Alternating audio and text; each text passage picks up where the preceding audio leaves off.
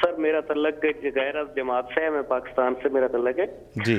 تو جناب علی میرا سوال جناب محترم حافظ صاحب سے اور آپ سے یہ ہے کہ جیسا کہ حضور نبی صلی اللہ علیہ وسلم کی قرآن شریف سے پہلے کتابوں میں، حضرت عیسیٰ علیہ السلام کی کتابوں میں اور حضرت موسیٰ علیہ السلام کی جو کتابیں اللہ تعالیٰ کی طرف سے نازل ہوئی ہیں ان کے بارے میں، اور حتیٰ کہ نبی صلی اللہ علیہ وسلم کے بارے میں جو نشانیاں آئی تھیں اس میں محمد کا نام بھی آیا کہ ایک شخص آخری نبی ہوگا جو محمد کے نام سے جانا جائے گا، اور حضرت عیسیٰ علیہ السلام کی کتاب میں حضرت موسیٰ علیہ السلام کی کتابوں میں حضرت موسیٰ علیہ السلام کا ذکر آیا۔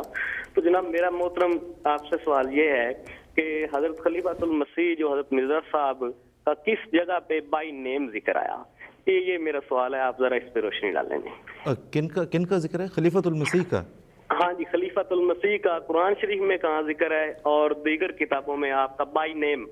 اچھا ٹھیک ہے جی، میں دیکھیں بائی نیم تو دیکھیں رسول کریم صلی اللہ علیہ وسلم کا بھی اس طرح سے معین طور پہ نہیں ہے، لیکن یہ کہ جہاں تک بات ہے خلیفۃ المسیح کی، مجھے لگتا ہے کہیں پہ کوئی بہت بیسک مسکنسیپشن ہے خلیفۃ المسیح کے بارے میں جو آپ کا ہے۔ میرا خیال آپ مسیح موعود علیہ السلام کے بارے میں پوچھنا چاہ رہے ہیں کہ کیا مسیح موعود اور امام مہدی کا قرآن شریف سے پہلے بھی کہیں کسی کتاب میں ذکر آیا کہ نہیں آیا؟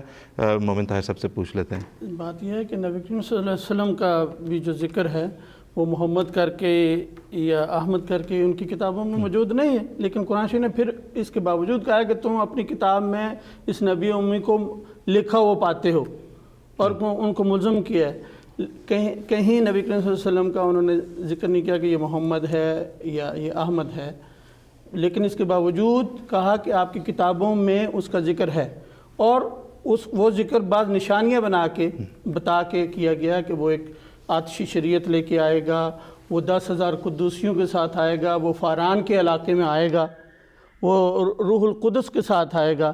تو یہ نشانیاں بتا کے ان کتابوں نے نبی کریم صلی اللہ علیہ وسلم کی طرف اشارہ کیا کہ فاران جو ہے جو مکہ مدینہ کے درمیان کے پہاڑ ہیں ان میں آئے گا، ان کو کیونکہ فاران کہتے ہیں، اور نبی کریم صلی اللہ علیہ وسلم کی شریعت کی طرف ذکر کر دیا کہ وہ آتشی شریعت ہے، یعنی گناہوں کو جلانے والی ہے، اور اس طرف بھی اشارہ ہے کہ اس کو جنگیں کرنی پڑیں گی کیونکہ آگ جنگ کی طرف اشارہ ہے۔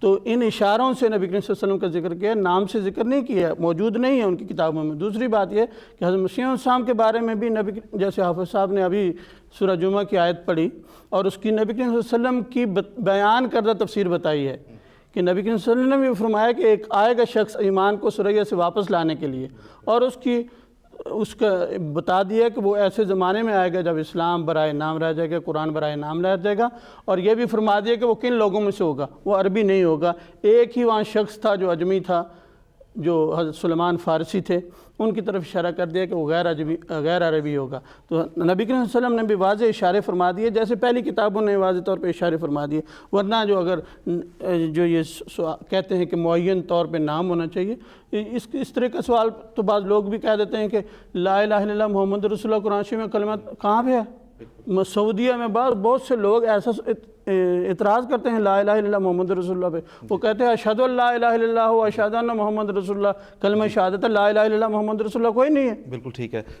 ایسے لوگ سعودیہ میں بہت سے ہیں۔ جی بالکل محمد صاحب شکریہ۔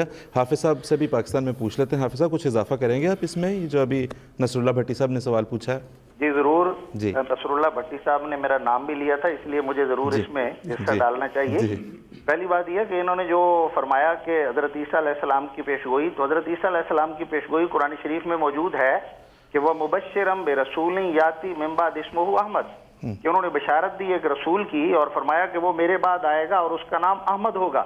تو وہ احمد رسول کون ہے؟ حضرت صلی اللہ علیہ وسلم کا نام تو محمد تھا صلی اللہ علیہ وسلم، تو یہ احمد حضور صلی اللہ علیہ وسلم کا صفاتی نام تھا۔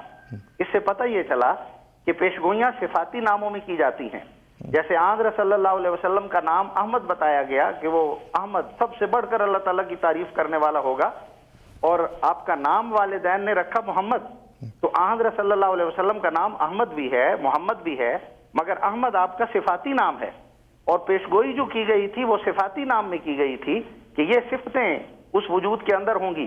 اور آنے والا جو مسیح ہے اس کے بارے میں جب حضرت صلی اللہ علیہ وسلم نے پیشگوئی کی تو فرمایا اسمہ اسمی، اس کا نام میرا نام ہوگا۔ تو جب اس کا نام हज़रत सल्लल्लाहु अलैहि वसल्लम का नाम मोहम्मद भी था और अहमद भी था, तो उस आने वाले का नाम में जब अहमद का जुज़ शामिल है तो पेशगोई तो पूरी हो गई। और दूसरा जो मैंने उसूल बयान किया कि पेशगोइयाँ तमसीली तौर पर की जाती हैं, सिफाती नामों में की जाती हैं, और इस पहलू से जो सिफाती नाम है आने वाले का एक और जो दिया गया, उसको मादी का नाम भी दिया गया, उसको इब्ने मरियम का नाम भी दिया गया, और साथ फरमाया वह इमामुकुम मिनकुम, कि वो इब्ने मरियम होगा मगर तुम में से तुम्हारा इमाम होगा। तो तुम में से तुम्हारा इमाम कहकर बता दिया कि होगा तो उम्मत मोहम्मदिया में से, मगर इब्ने मरियम का मिसाली या तमसीली या सिफाती नाम पाने वाला होगा। यानी वो खूबियां जो हजरत इब्ने मरियम के अंदर थीं, वो सिफात जो उनकी थीं, वो सिफात पाने वाला होगा। और ये दरअसल मसीह मऊद की पेशगोई थी जो सूरह नूर की आयत नंबर 56 में भी बयान की गई है। तो ये मजमून है, आने वालों की जो पेशगोइयों के तज़किरे होते हैं वो सिफाती नामों और रंगों में होते हैं, और इस रंग में पेशगोई मसीह मऊद अलैहिस्सलाम की मौजूद है, अहमद के नाम के हवाले से भी और इब्ने मरियम के सिफाती नाम के हवाले से। बहुत बहुत शुक्रिया हाफिज़ साहब ने। जी नसरुल्लाह भट्टी साहब, ये आपके सवाल का जवाब। इसी बात का मैं भी जिक्र कर दूं जी मंसूर। कि ये जो दोस्त बाज़ वक़्त नाम पर जोर देते हैं कि नाम ही होगा, सोचने वाली बात यह है कि अगर नाम वाला आ जाए तो क्या वो मानने के लिए भी तैयार हैं कि नहीं? जी। अगर यही बात है तो मैं उनको याद दिलाना चाहता हूँ एक मिसाल का, कि जब 15वीं सदी हिजरी का आगाज़ हुआ तो खाना काबा में एक शख्स ने दावा किया कि मैं इमाम महदी हूँ और मेरा नाम मोहम्मद है और मेरे वालिद का नाम अब्दुल्ला है। तो हदीस के हवाले से कहने लगा, देखिए जी आपके नाम का इमाम महदी आ गया, मानो। तो उस वक्त कितने लोगों ने माना? एक ने भी नहीं माना, और उस शख्स का अंजाम ये हुआ कि उसको वहीं पर ख़त्म कर दिया गया। तो बात यह है कि लफ्ज़ों पर अड़ जाना ये कोई अच्छी बात नहीं होती। असल मजमून को समझना चाहिए, जैसे वजाहत की गई है कि नामों के अंदर क्या हिकमत पोशीदा होती है, और अलामतों के ज़रिए उस फ़र्द को पहचानना कोई मुश्किल बात नहीं, और यही अल्लाह ताला का अंदाज़ है बयान करने का। इसके लिए तासुब से पाक होकर एक बसीरत वाली आँख चाहिए, वो देखने वाली हो तो इंशाअल्लाह उसको पहचानना मुश्किल नहीं रहता। जी बिल्कुल ठीक, बहुत बहुत शुक्रिया।